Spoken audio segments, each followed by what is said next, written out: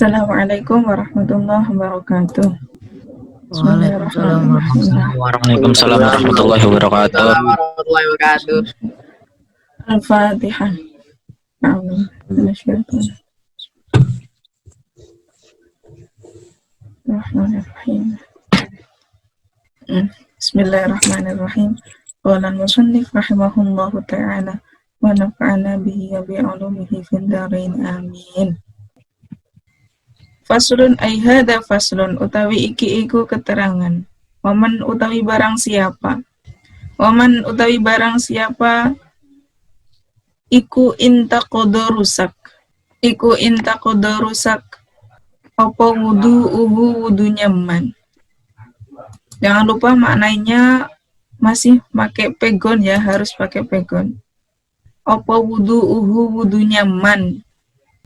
Haruma mongko haram alaihi atas man apa as-sholatu sholat waktawafu dan tawaf wahamlul mushafi dan membawa mushaf wahamlul mushafi dan membawa mushaf wamassuhu dan menyentuh mushaf wamassuhu dan menyentuh mushaf illa lissobiyyi kecuali untuk anak kecil, kecuali bagi anak kecil. Illa lissobiyyi kecuali bagi anak kecil. Liddirosati karena untuk belajar. Liddirosati karena untuk belajar. Wa alal junubi dan haram atas orang yang junub. Wa alal junubi dan haram atas orang yang junub. Opo hadihi empat hal ini. Opo hadihi empat hal ini. Wa qiraatul Qur'ani dan membaca Al-Qur'an. Wa qiraatul Qur'ani dan membaca Al-Qur'an. Wa muksul masjidi dan berdiam di masjid. Wa alal haidi dan haram bagi dan haram atas perempuan yang haid. Wa alal haidi dan haram atas perempuan yang haid. Wa alal nufasai dan atas perempuan yang nifas. Apa hadihi 6 hal ini? Apa hadihi 6 hal ini? Wassaumu dan puasa. Wassaumu dan puasa. Qablal inqita'i sebelum terputus darahnya.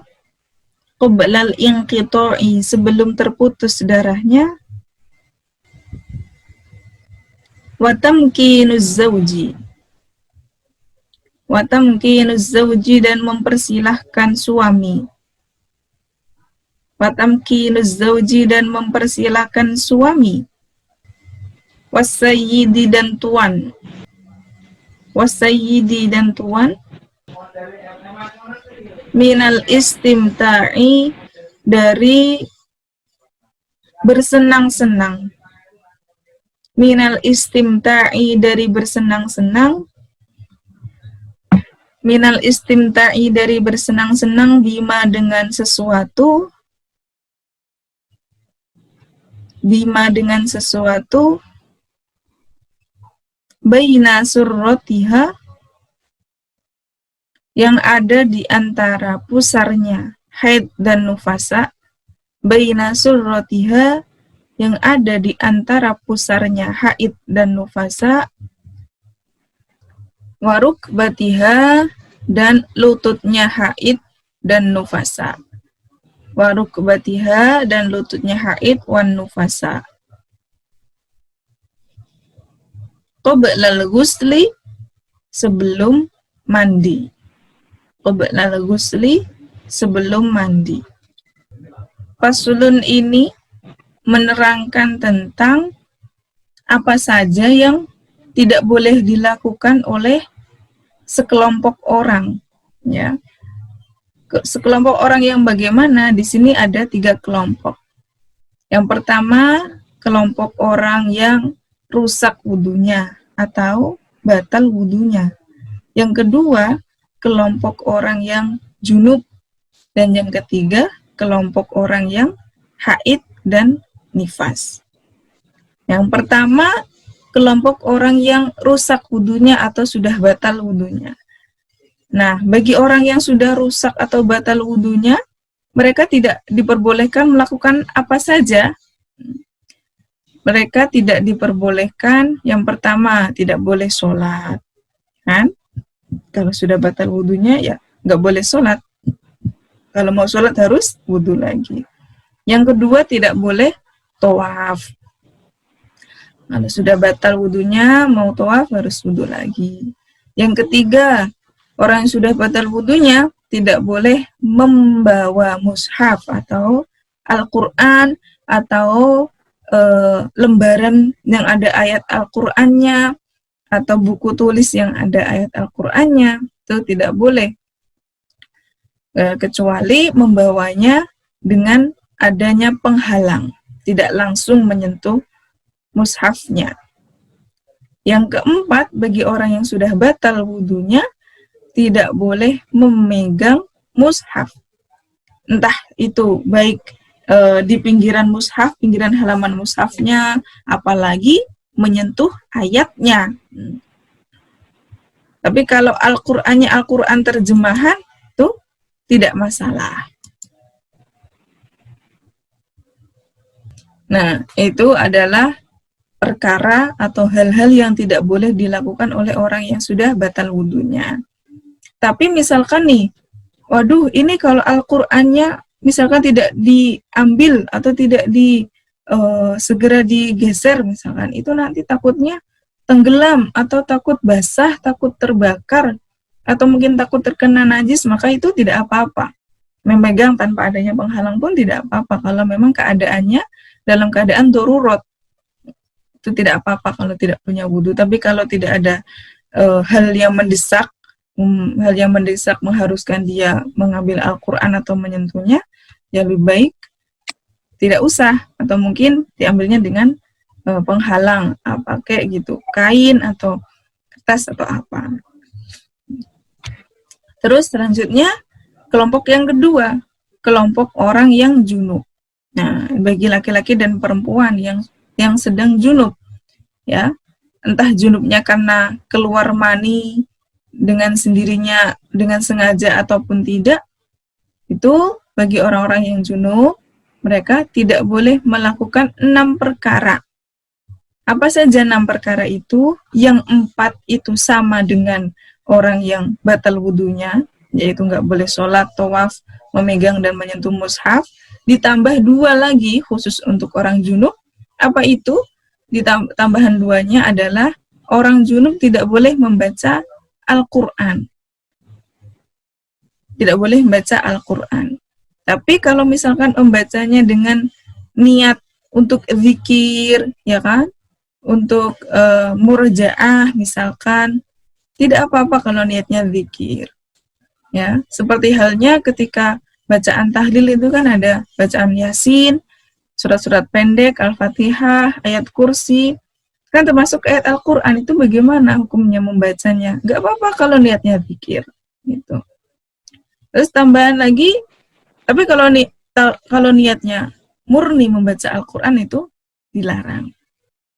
Nah, tambahan yang kedua, yang keenam, yaitu tidak boleh berdiam di masjid. Orang yang masih dalam keadaan junub, lebih baik tidak usah lewat masjid, apalagi masuk ke masjid. Takut mengotori masjidnya. Itu adalah perkara atau hal-hal yang tidak dilakukan oleh orang yang junub. Sekarang kelompok yang terakhir adalah kelompok orang yang sedang haid dan nifas. Ini khusus untuk perempuan, ya. Ketika perempuan haid dan nifas, mereka tidak boleh melakukan ibadah apa saja nih, gitu kan? Mereka tidak boleh melakukan 8 hal, ya. Tidak boleh melakukan 8 perkara. Apa saja 8 itu? 8 itu yang 6-nya itu 6 yang di depan tadi. Apa? Yang sholat, tawaf, memegang mushaf, membawa mushaf, membaca Al-Quran, berdiam di masjid. 6 yang tadi depan itu juga tidak boleh dilakukan oleh orang yang haid, tapi ditambah 2. Ditambah 2, yaitu tidak boleh puasa dan tidak boleh mempersilahkan suami atau tuannya bersenang-senang dengannya di bagian antara pusar dan lutut sebelum mandi besar, walaupun sudah terputus darahnya. Nah, kalau di As-Saqofah itu perempuan-perempuan yang santri-santri yang haid itu mereka tetap masih murojaah, mereka itu masih murojaah, ya memegang mushafnya mushaf yang terjemahan. Makanya tadinya yang kelas 7, tadinya yang kelas 7, kelas 8 itu memakai Qur'annya yang mushaf Al-Qur'an tanpa terjemahan, tapi setelah tahu kalau kelas 7 sudah ada yang haid, diganti Qur'annya Qur'an yang terjemahan supaya nanti ketika haid dia masih bisa murojaah. Itu bagaimana hukumnya? Kan nggak boleh baca Al-Qur'an, nggak apa-apa. Apalagi dengan niatan zikir dan takut hafalannya akan hilang jika tidak dimurojaah. Gitu. Terus bedanya ya? Bedanya kalau orang haid itu kan tidak boleh sholat dan puasa. Kalau orang haid setelah terputus darahnya, dia harus kembali lagi puasa dan sholat. Bedanya kalau sholatnya orang haid dan nifas itu tidak diqodho, tidak wajib diqodho, tapi puasanya wajib diqodho. Nah, jadi ketika haid kan langsung tuh tidak sholat. Sholatnya bagaimana? Yang sudah ditinggalkan ketika haid tidak perlu diqodho. Tapi ketika misalkan puasanya pas bulan Ramadan, haid atau nifasnya pas bulan Ramadan, itu kan mereka tidak boleh puasa. Puasanya wajib diqodho, itu bedanya. Terus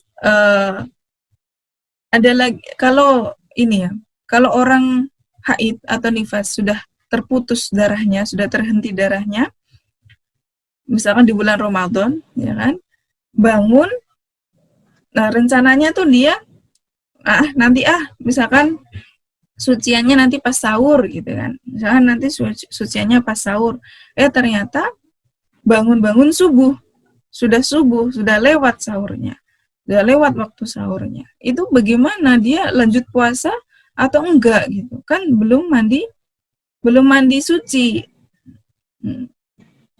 itu tetap puasa walaupun belum mandi. Jadi ketika bangun subuh dia langsung mandi, lanjut puasa.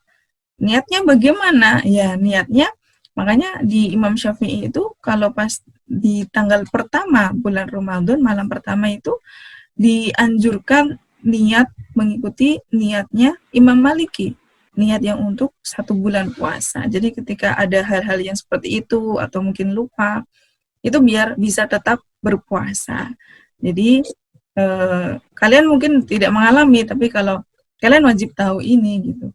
Ketika ada perempuan bangun subuh, ternyata dia udah terputus darahnya, tapi belum sempat mandi ketika waktu sahur, dia tetap harus puasa di hari itu.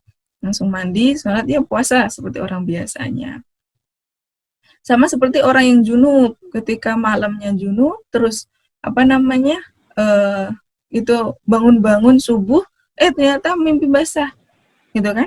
Tapi belum sempat mandi, masa hari itu nggak puasa gitu kan? Tetap puasa, mandi terus ya puasa. Terus kalau orang yang haid dan nifas itu kan tidak boleh mempersilahkan suaminya bersenang-senang dengannya di bagian antara pusar dan lutut, walaupun dia sudah terputus darahnya. Nah, kalau puasa kan, kalau sudah terputus darahnya walaupun belum mandi, dia tetap puasa. Tapi kalau bersenang-senang dengan suaminya, itu tidak boleh bersenang-senang dengan suaminya sebelum dia mandi. Jadi dia harus mandi dulu, sudah terputus darahnya, dia mandi, baru bersenang-senang. Tidak seperti puasa. Kalau puasa sudah terputus darahnya tapi belum mandi, tetap puasa. Tapi kalau mau bersenang-senang, walaupun sudah terputus darahnya, dia harus mandi dulu baru bisa bersenang-senang dengan suaminya. Seperti itu. Semoga kalian paham dengan kata bersenang-senang ya. Kayaknya anak-anak zaman sekarang pahamlah kata-kata seperti itu. Ya? Jangan senyum-senyum. Yang senyum-senyum berarti paham. Terus, jadi seperti itu ya. Faslun wa min syurutis sholati wallahu a'lam bissawab. Al-Fatihah. Wal afu minkum. Wassalamualaikum warahmatullahi wabarakatuh.